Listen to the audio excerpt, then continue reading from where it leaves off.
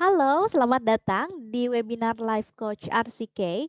Sebelum memulai agenda pelatihan, ada beberapa pengumuman dan harap disimak dengan baik. Yang pertama, pengumuman kepada para peserta untuk melakukan absensi terlebih dahulu dengan mengetikkan nama sesuai dengan KTP, kemudian alamat email, nomor handphone, kemudian nama program pelatihan Arsike yang diambil di chat room menu. Webinar ini adalah milik pelatihan Arsike Consulting dengan nama pelatihan Kompeten Menjual Barang dan Jasa. Webinar ini akan dilaksanakan dalam satu arah, jadi hanya narasumber yang akan berbicara, maka dimohon kepada para peserta untuk mematikan mic dan juga di-mute suara audionya. Dan di akhir sesi nanti akan dibuka sesi tanya jawab. Kemudian nyalakan kamera depan di laptop ataupun di handphonenya dan silakan di screenshot sebagai bukti bahwa rekan-rekan sudah mengikuti webinarnya. Bagi peserta yang salah kamar webinar, harap untuk segera meninggalkan Zoom Meeting ID ini dengan mengklik tombol N, kemudian klik Leave Meeting. Webinar ini akan berlangsung selama kurang lebih 40 menit ke depan untuk satu sesinya. Kolom webinar hanya akan terbuka di jam yang ada kegiatan webinarnya saja, maka peserta diharapkan membuka aplikasi sekolahmu, baik melalui web ataupun melalui aplikasi di handphonenya dan pastikan centang hijau selama webinarnya berlangsung. Baik, demikian pengumumannya. Sebelumnya perkenalkan, saya dengan Miss Suci, senior trainer dari RCK. Untuk webinar kita kali ini, kita akan membahas yaitu mengenai kompeten menjual barang dan jasa. Namun sebelum itu, saya akan bagikan terlebih dahulu untuk materinya.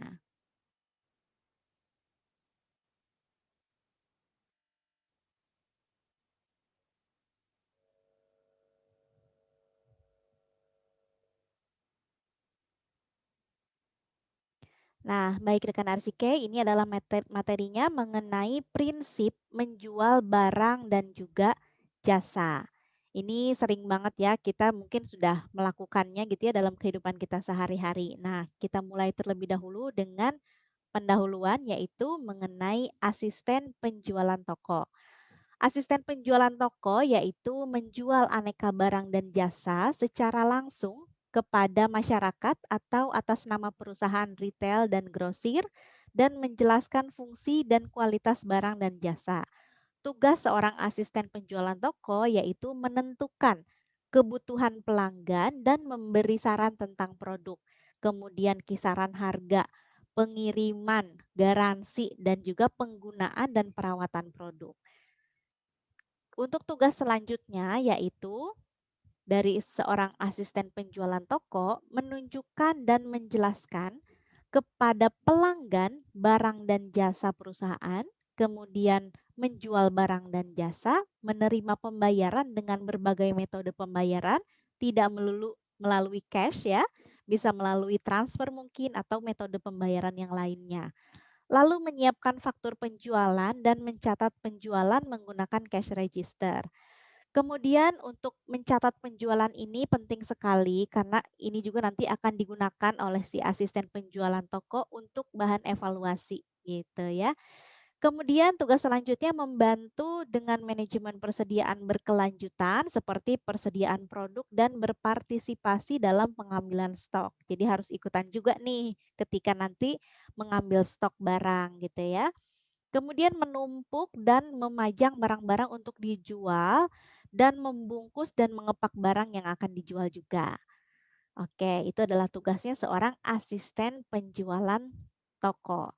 Kemudian jasa. Kita mulai dengan jasa nih. Apa sih sebenarnya jasa ini? Mungkin selama ini atau dalam kehidupan kita sehari-hari kita juga sudah menggunakan jasa ini gitu ya. Jasa ada jasa antar makanan mungkin, ada jasa untuk membersihkan rumah, kemudian jasa untuk mencuci baju gitu ya. Nah, jasa itu sendiri apa? Jasa adalah merupakan setiap tindakan kerja yang ditawarkan oleh salah satu pihak ke pihak lain yang secara prinsip tidak menyebabkan perpindahan sesuatu kepemilikan apapun dan memiliki beberapa elemen manfaat atau nilai intangible yang saling berkaitan yang melibatkan beberapa interaksi dengan pelanggan atau dengan barang-barang milik namun tidak menghasilkan transfer kepemilikan. Contohnya ketika kita menggunakan jasa laundry gitu ya. Kita gunakan nih jasa laundry-nya, kita cuci baju di situ gitu ya, kita, memberikan baju kotor misalnya ke laundry tersebut untuk minta dicucikan sama si laundry-nya. Nah, ini tidak berarti laundry-nya jadi milik kita gitu, enggak ya, kita cuma pakai jasanya aja, yaitu membersihkan pakaian kita sampai nanti bersih lagi, wangi gitu ya. Nanti baru kita ambil lagi tuh bajunya. Jadi jasa yang digunakan adalah hanya mencuci pakaiannya saja, tidak laundry-nya tidak menjadi milik kita, gitu ya. Jadi hanya jasanya saja. Nah, sebenarnya konsep jasa ini seperti apa? Konsep jasa ini atau pelayanan mengacu pada 3 lingkup definisi utama, yaitu industri, kemudian penawaran, dan juga proses. Dalam konteks industri, istilah jasa digunakan untuk menggambarkan berbagai subsektor dalam kategorisasi aktivitas ekonomi seperti transportasi, kemudian finansial, perdagangan retail, personal service, bisa juga kesehatan, pendidikan, dan juga layanan publik. Kita ambil contoh dari transportasi. Kalau kita misalnya mau menggunakan jasa maskapai penerbangan, kita kan cuma beli tiket ya, biasanya beli tiket penerbangannya, kemudian kita menggunakan jasa dari maskapai penerbangan tersebut. Bukan berarti si pesawatnya atau maskapainya menjadi milik kita. Kita hanya menggunakan jasa transportasinya saja, gitu ya. Misalkan mau pergi dari Jakarta ke Surabaya misalnya menggunakan, eee, maskapai penerbangan tersebut gitu. Yang kita gunakan yaitu dalam konteks industri transportasi gitu ya. Kemudian dalam lingkup penawaran, jasa dipandang sebagai produk intangible yang outputnya lebih berupa aktivitas ketimbang objek fisik gitu ya. Jadi lebih mungkin nanti ke arah pelayanannya gitu ya. Jadi tidak berbentuk wujud fisiknya. Kalau kita beli barang kan ada ya, misalnya katakanlah kita mau beli keripik gitu ya, keripiknya ada bentuknya. Nah, tapi kalau jasa tidak, itu lebih banyak ke aktivitas gitu ya. Kemudian yang ketiga sebagai proses. Jasa mencerminkan penyampaian jasa inti, interaksi personal, kemudian kinerja atau performances dalam arti luas, serta pengalaman layanan. Nah, dalam jasa juga diperlukan adanya manajemen. Nah, manajemen jasa ini adalah pendekatan keseluruhan dari penjual dalam mewujudkan tercapainya kualitas pelayanan atau jasa sebagaimana yang diinginkan oleh pelanggan dan merupakan faktor pendorong utama dalam operasi bisnis gitu. Selanjutnya, rekan Arsike, ini ada beberapa faktor yang perlu diperhatikan dalam konsep manajemen jasa pelayanan. Yang pertama yaitu merumuskan suatu strategi pelayanan. Jadi kira-kira nanti strategi yang akan digunakannya seperti apa nih? Nah, pihak manajemen jasa pelayanan nih yang merumuskan gitu ya. Kemudian mengkomunikasikan kualitas kepada pelanggan. Ini sudah pasti harus bisa dilakukan oleh pihak manajemen jasa yang nanti akan diteruskan oleh para asisten penjualan toko atau tenaga penjualan toko. Kemudian menetapkan suatu standar kualitas secara jelas. Wah, ini udah pasti penting banget ya, harus punya standar kualitas dalam pelayanan. Seperti apa nih standarnya yang akan digunakan? Apakah misalnya mau sesuai dengan misalnya menetapkan nih untuk pelayanan, contohnya dalam melayani nasabah misalnya di sebuah bank di counter teller pelayanan maksimal misalnya transaksi di bawah 10 juta kurang dari 2 menit misalnya gitu ya. Jadi tetapkan suatu standar kualitas secara jelas gitu ya, supaya nanti karyawan ataupun, asisten penjualan tokonya dapat mengikuti dengan baik aturan tersebut gitu. Lalu menerapkan sistem pelayanan yang efektif, penjual yang berorientasi kepada kualitas pelayanan, lagi-lagi kualitas pelayanan ya, ini yang dikedepankan dalam manajemen jasa pelayanan. Kemudian survei tentang kepuasan dan juga kebutuhan pelanggan. Survei ini perlu dan penting dilakukan. Karena apa? Karena nanti feedback-nya pun sebetulnya untuk si perusahaannya sendiri gitu ya. Jadi ketika kita mencoba untuk survei tentang kepuasan dan kebutuhan pelanggan ini sebetulnya kita akhirnya jadi tahu kira-kira kita sudah memberikan kepuasan atau pelayanan yang kita berikan ini sudah memberikan kepuasan belum ya kepada si pelanggan. Kira-kira pelanggan senang atau malah kecewa gitu ya. Jadi kita lebih tahu gitu secara realnya kalau misalnya perlu kita tanya, ngobrol gitu ya, tanyain sama pelanggannya, "Kira-kira tadi gimana nih pelayanannya, udah bagus atau belum?" Gitu ya, "Apa nih yang perlu ada saran nggak Bapak atau Ibu? Apa yang perlu kita tingkatkan?" Misalnya, atau Bapak atau Ibu misalnya inginnya seperti apa nih dilayaninya, misalnya gitu ya. Nanti akan ada komen-komen dari, pelanggannya, "Saya nggak mau antri, ah saya nggak mau gini, saya nggak mau gitu." Pasti ada, gitu ya. Jadikan ide-ide tersebut artinya jadikan tanggapan-tanggapan dari si pelanggan ini untuk menjadi sebuah ide yang cemerlang gitu ya, yang nanti di kemudian hari bisa kita sesuaikan dengan kebutuhan yang memang, kita lakukan untuk memperbaiki kualitas pelayanan ini tadi, gitu ya. Jadi tanggapan dari pelanggan ini sebetulnya penting dan penting sekali untuk melakukan survei supaya tahu dan bisa menjadikan perusahaan tersebut lebih baik ke depannya berdasarkan kebutuhan pelanggan tadi, gitu ya. Kemudian selanjutnya adalah mengenai manajemen sumber daya manusia. Dalam pelayanan jasa, tentu yang digunakan adalah sumber daya manusianya, gitu ya. Nah, manajemen jasa berorientasi pada penerapan manajemen sumber daya manusia yang sistematik dan juga modern. Manajemen sumber daya manusia merupakan salah satu upaya nih yang dilakukan oleh penjual untuk mengatur sumber daya manusianya. Sumber daya ini diarahkan untuk mencapai tujuan penjualan, sudah pasti ya, yang telah ditetapkan sebelumnya, yaitu salah satunya dapat memasarkan jasa dengan baik kepada pelanggannya. Kalau misalnya si sumber dayanya ini sudah paham bagaimana konsepnya atau sudah paham tugasnya apa, yaitu salah satunya memasarkan jasa kepada pelanggan, nanti pun dia pasti akan melakukan hal tersebut dengan baik.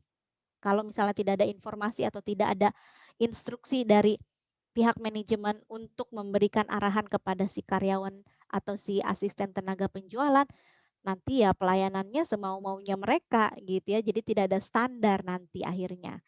Nah, adapun proses manajemen yang penting dalam hal ini yaitu manajemen sikap dan juga komunikasi. Untuk manajemen sikap tentu ya, seperti kita misalnya mencoba untuk datang katakanlah ke sebuah bank, kita mau melakukan transaksi, misalnya mau setoran tunai, kemudian dilayani dengan baik, kemudian sikap si tellernya juga bagus banget nih, ramah misalnya, kemudian ada keinginan untuk membantu kita, apalagi misalnya yang kita belum paham betul nih, gimana caranya untuk setoran tunai, misalnya ada keinginan dari ada sikap yang ditunjukkan dari seorang teller ini, yaitu keinginan untuk membantu si nasabahnya, supaya nasabahnya paham, supaya nasabahnya bisa melakukan transaksi tersebut dengan baik, gitu ya. Jadi sikap yang baik dan juga motivasi penjual atau pemberi layanan ini, dan karyawan dalam pelaksanaan kegiatan perusahaan ini amat sangat penting, gitu ya. Jadi silahkan diperhatikan betul-betul kira-kira kalau misalnya kita sebagai seorang tenaga penjualan toko atau sebagai seorang penyedia jasa layanan, perhatikan betul-betul sikapnya. Bedakan dengan misalnya, "Pak atau Bu, ini mohon maaf saya mau beli obat nih, mereknya ini," misalnya gitu ya, menunjukkan contoh obat yang dia bawa misalnya. Terus kita sikapnya acuh tak acuh mungkin atau cuek, terus kita jawabnya cuman seenaknya aja misalnya gitu ya, nggak ada, cuma kayak gitu misalnya gitu, kira-kira gimana nih si pelanggannya? Pasti dia kabur dong, pasti dia kecewa. Udah kecewa obatnya nggak ada, kemudian kecewa juga sama sikap kita, gitu. Jadi usahakan walaupun misalnya ternyata barang yang dicarinya tidak ada, kita kan masih bisa melayani dengan sikap yang baik. Misalnya kasih tahu, "Bu atau Pak, ini mohon maaf nih, barang yang ini tidak ada, coba tawarkan yang lain." Jangan lupa ramah gitu ya. Kasih senyuman, kemudian jangan sampai kita jutekin, ya pasti kabur gitu. Dan dia pasti nggak mau lagi tuh datang. Udah pertama kali nih, misalnya dia pertama kali datang ke toko kita, terus dilayaninya dengan sikap kita yang seperti tadi misalnya, galak, jutek gitu ya misalnya. Nah, mereka nggak akan mau lagi di kemudian hari untuk datang, kalau nggak terpaksa banget mereka nggak akan mau datang ke toko kita lagi. Karena merasa sudah dikecewakan gitu ya dengan pelayanannya. Tapi bandingkan dengan misalnya melayaninya dengan, "Oh iya Pak, untuk obat yang merek tersebut misalnya tidak ada nih, lagi kosong. Mohon maaf ya Pak," misalnya, atau "Bapak mau coba cari merek yang lain?" Misalnya, gitu ya. Jadi lebih enak, ini berkaitan juga dengan manajemen komunikasi nih. Manajemen komunikasi merupakan proses ya, manajemen dalam menyampaikan setiap informasi yang bertujuan untuk memberikan arahan kerja dan proses penggunaan berbagai sumber daya komunikasi secara terpadu melalui proses perencanaan, pengorganisasian, pelaksanaan, pengontrolan unsur-unsur komunikasi. Komunikasi ini nggak melulu semua orang dapat melakukannya dengan baik. Betul ya, susah-susah gampang. Untuk kita yang mungkin sering berinteraksi dengan orang, kemudian sering ngobrol mungkin gitu ya. Ini mungkin secara tidak langsung atau secara tidak sadar gitu ya, kemampuan berbicara kita nanti akan bertambah gitu ya. Dibandingkan dengan kita yang mungkin pendiam, jarang berinteraksi dengan banyak orang. Nah, biasanya agak sulit nih melakukan komunikasi. Mungkin ada rasa malu-malu, kemudian bingung nih harus mulai pembicaraannya dari mana gitu ya. Kemudian bagaimana menunjukkan komunikasi yang baik dengan orang yang baru ini seperti apa. Sedangkan untuk kita sebagai seorang tenaga pelayanan, nanti kan ketemu orangnya nggak melulu yang itu-itu aja ya. Pelanggan setia mungkin ada yang sering datang ke kita, tapi ada juga nanti pelanggan yang baru.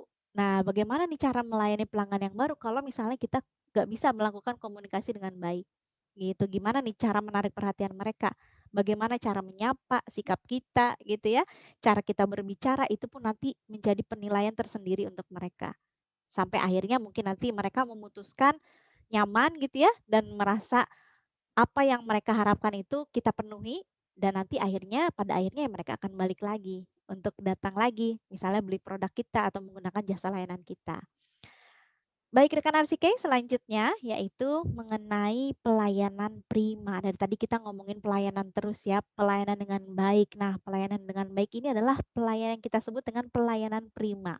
Salah satu usaha ya yang dilakukan penjual dalam rangka melayani pelanggan dengan sebaik-baiknya sehingga dapat memberikan kepuasan kepada pelanggan dalam rangka memenuhi keinginan dan juga kebutuhan pelanggan, baik berupa produk atau jasa. Pelayanan prima ini mencakup beberapa hal berikut ini, yaitu kecepatan.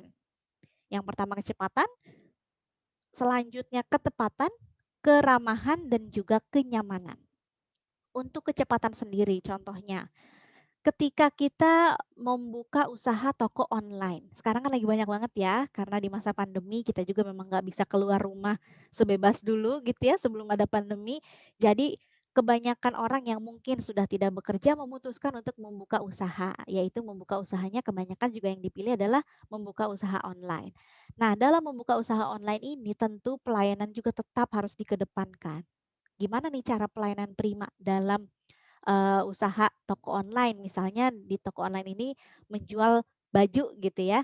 Nah, ketika kita berusaha misalnya untuk menjual barang yang ingin kita jual kepada si, pelanggan, perhatikan betul-betul kecepatannya. Artinya ketika ada orderan masuk, nanti kan biasanya ada orderan masuk gitu ya, ada orderan masuk, kita harus cepat tanggap, respon dengan cepat. Orderannya apa gitu ya, berkaitan nih dengan ketepatan.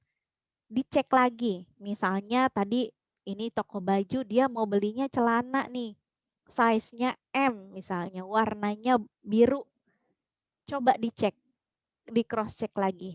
Ada nggak nih barangnya? Celana panjang, warnanya biru, size-nya M. Kemudian kita cek nih langsung. Oh ternyata ada, langsung kita kabari ke si pembelinya, gitu ya, ke pelanggan kita. Oh iya nih Kak ada nih, misalnya biasanya gitu ya. Ya Kak masih ready nih, silakan dikirimkan alamatnya, kemudian pembayarannya di sini, harganya sekian misalnya gitu ya. Nah, kecepatan ini yang nanti akan membuat si pelanggan ini merasa dihargai, merasa senang berbelanja di toko kita.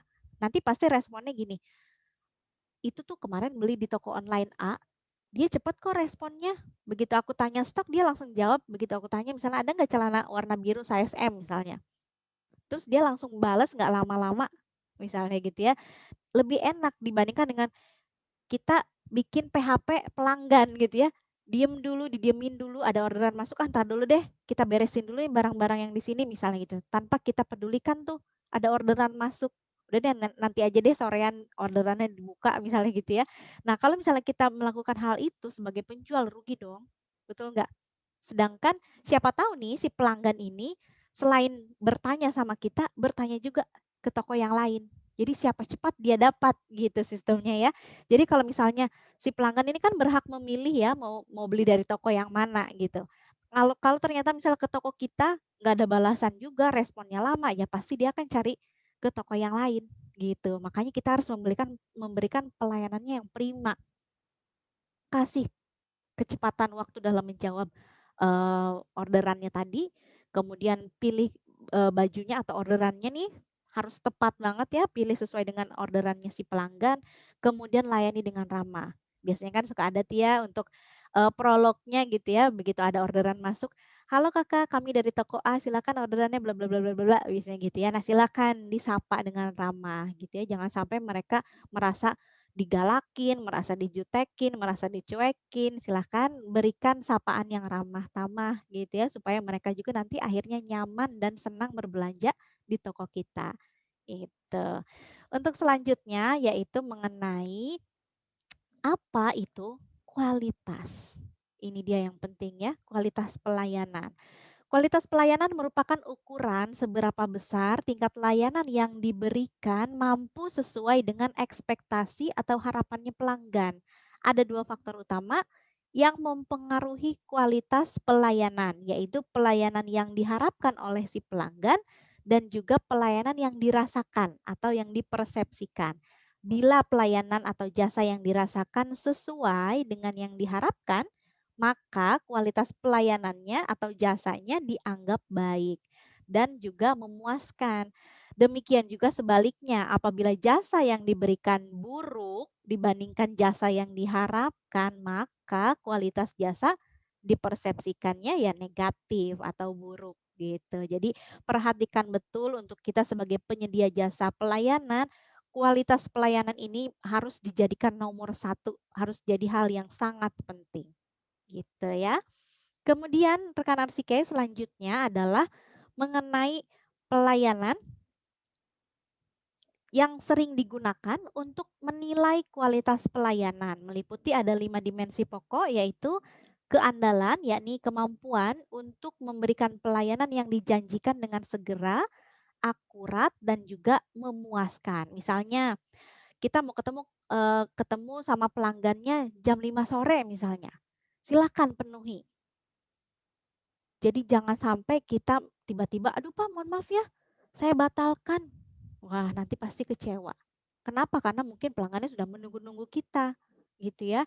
Lagi misalnya apalagi mau dijanjikan, udah beli barang nih misalnya si pelanggannya beli kue, kemudian dijanjikan, "Iya Pak, nanti dikirimnya sekitar jam 5 ya," misalnya gitu. Dia kan otomatis nungguin ya, si pelanggan nungguin ternyata sampai jam 5 nggak dikirim-kirim juga nih kuenya, gitu ya. Pasti kecewa lah.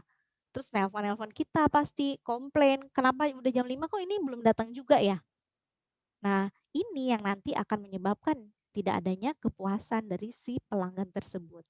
Kemudian cepat tanggap, yaitu kemampuan penjual untuk membantu konsumen menyediakan jasa dengan cepat sesuai dengan yang diinginkan oleh pelanggan.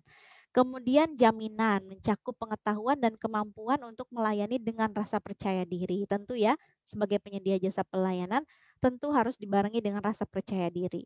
Gitu, supaya terlihat meyakinkan. Lalu empati, yaitu penjual harus memberikan perhatian secara individual kepada pelanggan dan mengerti kebutuhan pelanggan. Lalu yang kelima adalah kasat mata, yaitu penampilan fasilitas fisik, kemudian peralatan, personel, dan alat-alat komunikasi. Contohnya kalau kita mau makan ke restoran nih ya, terus di restoran itu restoran yang satu, restoran A misalnya, restoran A ini suasananya enak, bikin nyaman gitu ya, kemudian, semuanya bersih-bersih, kursinya tertata dengan rapi, mejanya juga, kemudian pelayannya ramah-ramah. Bandingkan dengan restoran yang B. Restoran yang B misalnya kursi dan mejanya ini tidak beraturan tempatnya gitu ya, terus kemudian ada misalnya pajangan-pajangan yang ditempel di dindingnya ini udah lusuh mungkin, udah kusam, udah berdebu dan lain sebagainya. Kira-kira kita sebagai pelanggan lebih senang ke tempat atau ke restoran yang mana? Gitu ya. Kalau misalnya sebagai pelanggan pasti kita akan mencari restoran yang terbaik ya menurut versinya si pelanggan itu sendiri sebetulnya ya. Wah kayaknya lebih baik ke restoran yang A ini karena lebih bersih.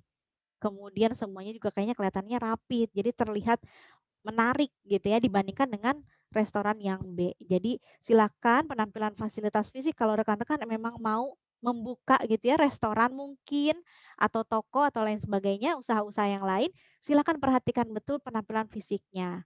Jadi jangan sampai pelanggan belum masuk, baru lihat aja udah kecewa duluan gitu. Jangan jangan sampai itu yang terjadi.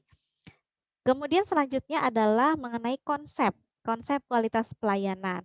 Akan memberikan beberapa manfaat utama nih kalau misalnya diimplementasikannya dengan baik, yaitu nanti akan meningkatkan indeks kepuasan kualitas, meningkatkan produktivitas dan juga efisiensi, meningkatkan laba udah pasti, meningkatkan pangsa pasar, meningkatkan moral dan semangat karyawan, juga meningkatkan kepuasan pelanggan. Ini harapannya ya.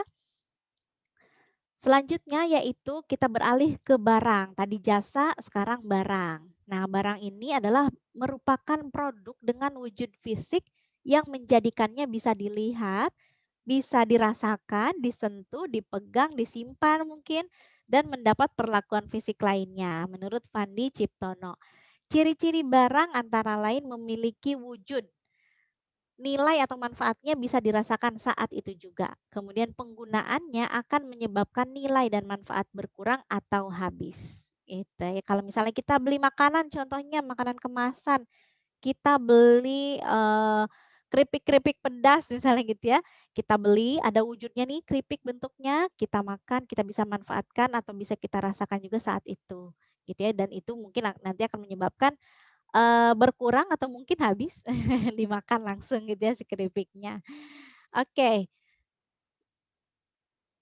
kemudian mengenai perusahaan retail. Nah, perusahaan retail ini merupakan perusahaan yang mengelola bisnis penjualan barang atau jasa secara langsung kepada konsumen akhir, yaitu masyarakat yang mengkonsumsi produk yang dijual.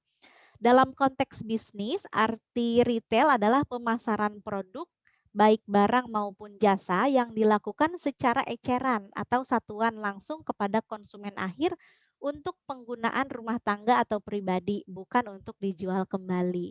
Jadi kalau misalnya kita ingin membuka usaha retail, biasanya kan kita nanti ambil barang gitu ya dari produsen atau dari perusahaan grosir, kemudian kita jual.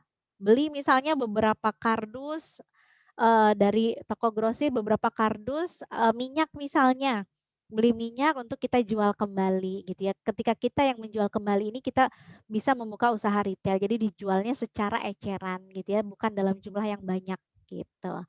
Nah, sudah kita singgung tadi perusahaan grosir gitu ya. Nah, perusahaan grosir ini apa? Ini adalah merupakan pihak perantara antara produsen dengan pedagang retail. Nah, pedagang grosir ini mendapatkan atau membeli produk dalam jumlah yang besar dengan harga yang tentu lebih rendah dari produsen dan menjualnya ke pedagang eceran atau pengecer atau perusahaan retail. Pengecer yang membeli barang dari grosir tersebut akan menjual kembali ke konsumen akhir atau untuk keperluan bisnis yang lainnya. Jadi ketika misalnya kita mau coba jualan gitu ya, alangkah lebih baiknya kita beli barang-barangnya dari perusahaan grosir. Selain harganya juga lebih murah, kita juga nanti bisa memilih mungkin nanti kan perusahaan grosir tersebut biasanya menyediakan barangnya, jenisnya banyak gitu ya, jadi kita bisa bebas memilih sesuai dengan kebutuhan kita, kemudian nanti kita jual secara ecer. Lumayan kan ada keuntungannya, mungkin di antara rekan-rekan Arsika juga sudah pernah nih, ada yang membuka usaha misalnya kayak mau buka warung di rumah aja nih, buka warung terus beli barang-barangnya dari toko grosir. Biasanya kan kita cuma belinya beberapa kardus misalnya atau misalnya berapa piece gitu ya. Beli mie instan berapa kardus gitu ya, terus rasanya apa aja bisa di-mix dan lain sebagainya, kemudian kita display di rumah, kita jualan, buka warung kecil-kecilan di rumah misalnya. Kita jual retail langsung kepada masyarakat atau pengguna akhirnya, begitu. Nah, demikian untuk penjelasannya nih rekan Arsike, kita lanjutkan dengan sesi pertanyaan.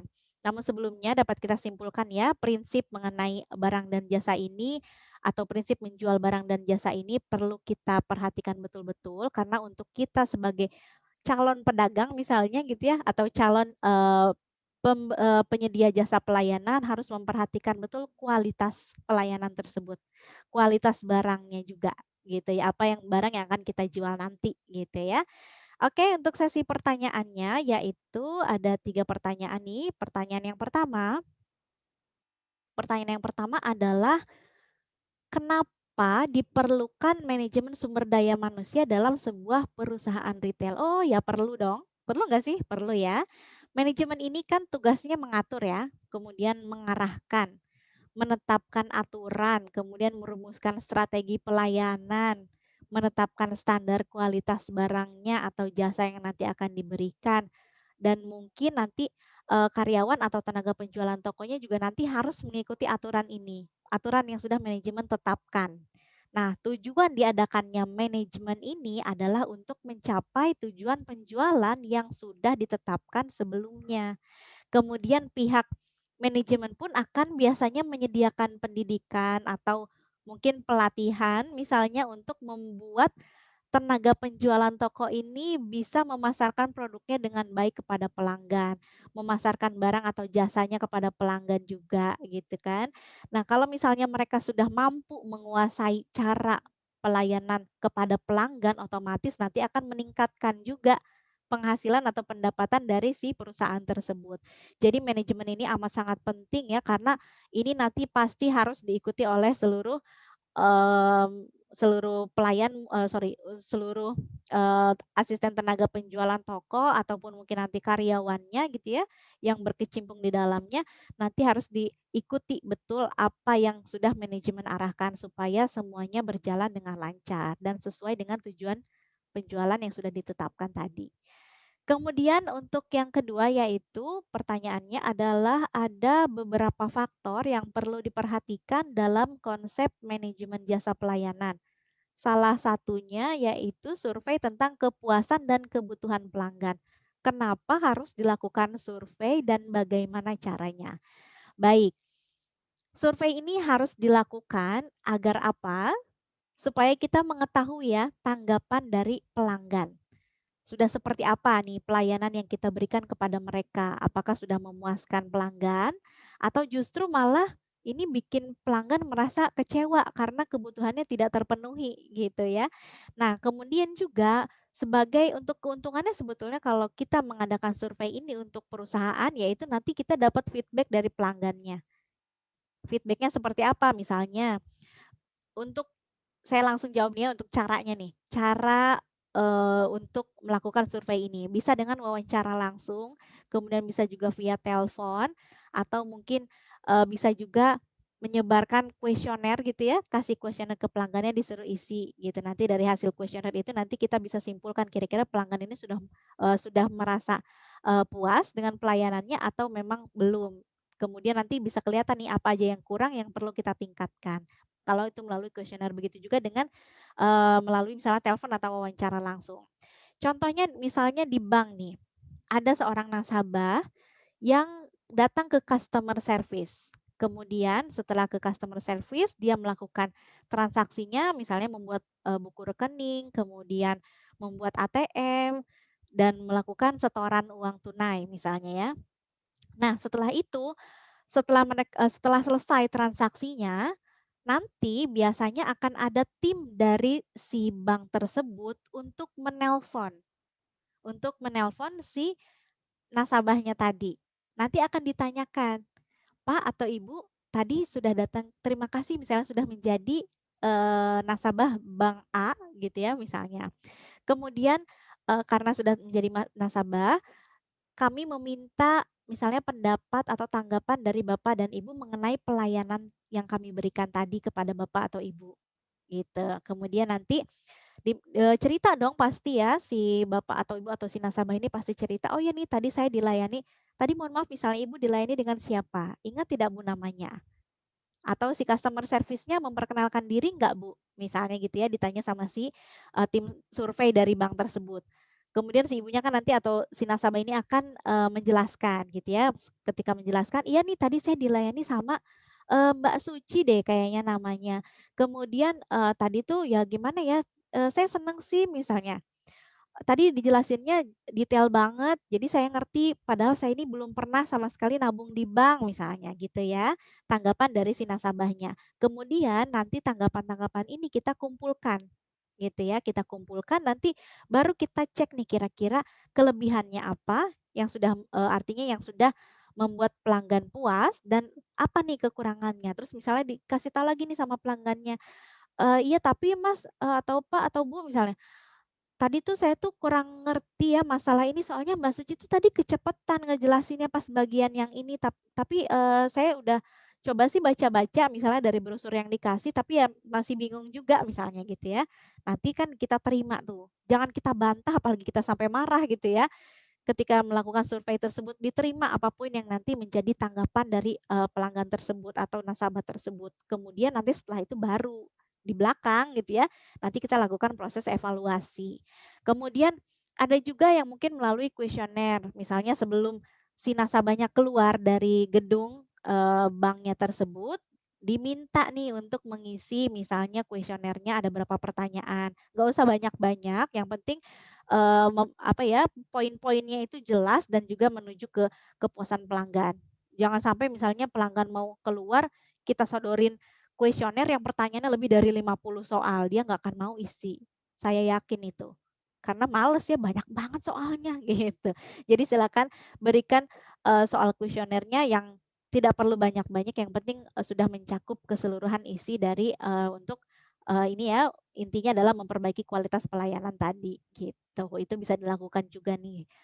Kemudian nanti keuntungannya setelah melakukan kuesioner, kemudian melakukan, wawancara kepada pelanggan, bisa juga via telepon ya, atau misalnya via panggilan video juga bisa, atau mendatangi nasabahnya atau mendatangi pelanggannya langsung ke rumahnya, itu juga nggak jadi masalah gitu. Jadi berbagai cara bisa dilakukan. Atau misalnya kritik dan sarannya Ibu bisa tuliskan dan itu ada kotak saran di pojok sebelah sana misalnya. Silakan untuk dimasukkan ke situ Bu, saran dan kritiknya itu juga bisa.